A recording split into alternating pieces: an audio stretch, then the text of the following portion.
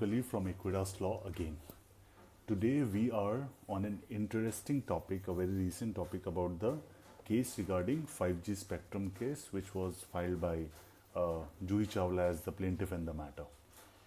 It was widely criticized by the people both in favor and in against of the case. However, we are only here to discuss about the grounds of dismissal of the suit before the Hon'ble High Court at Delhi. It was said in the judgment of the Delhi High Court that this should be a classic case of how not to draft a plaint and should be taught in all law colleges and to the young lawyers in the profession. Roughly around 11 points were pointed out by the Hon'ble High Court at Delhi, upon which the suit was subsequently dismissed. And I'll try to explain it without using any legal jargons from the Code of Civil Procedure and from other codes or other statutes. The one being, the plaint always contains a short statement of facts, a precise and concise statement, and no evidence should be pleaded in the body of the plaint. This understanding of difference between a statement of fact and evidence takes a long time and experience. I always give this example, which if I write like Raj and Kiran entered into an agreement, then they went before the registrar of assurances on their free will and consent without any coercion and fraud and entered their biometrics for the sale of a particular property at Juhu. Instead of writing all these, if I write Raj and Kiran duly executed a registered deed of conveyance in respect of a property mentioned in that deed itself. In this case, the former statement is a statement of fact with all its evidence, which I need to prove in the case. But the latter is just a concise statement of fact without pleading any evidence. Now, the second point was there is no connection between the number of parties pleaded in the plaint with the story of the plaintiff.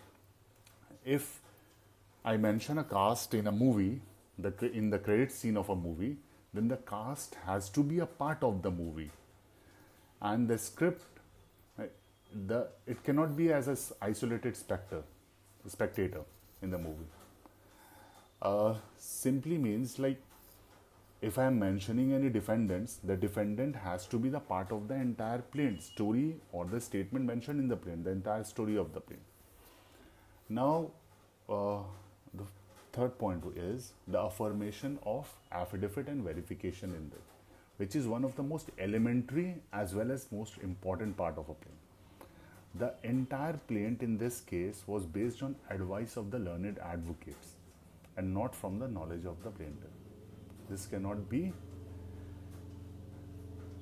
stated like that. Fifth is precondition. In all the important statute, there might be a precondition. In this case, there is non-compliance of section 80 of the Code of Civil Procedure, which says a notice to be given to the government before filing any suit against them. It's a kind of a demand for justice before asking for mandamus in a writ petition. So, if I don't state my grievances first, where is the denial by the other side? The last is proper court fees was not given. Now the question remains what alternative proceeding they could have filed to avoid these mistakes.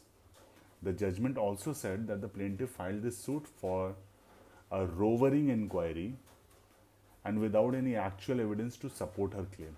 Now till now, the scientific research stands. Now we know that there is no conclusive proof till now that whether these spectrums emitting radio frequencies and electromagnetic pulse is actually harmful for humans and the environment around us.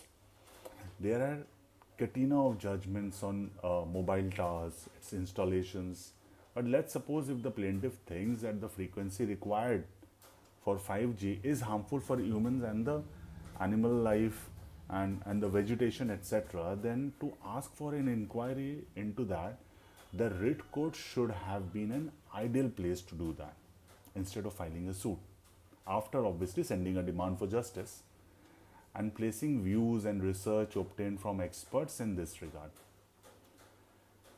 Sharing the video conference link on the social media account was the reason for the cost of 20 lakhs.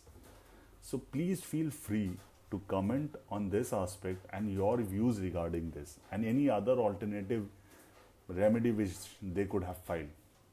Please like, share and subscribe. Thank you.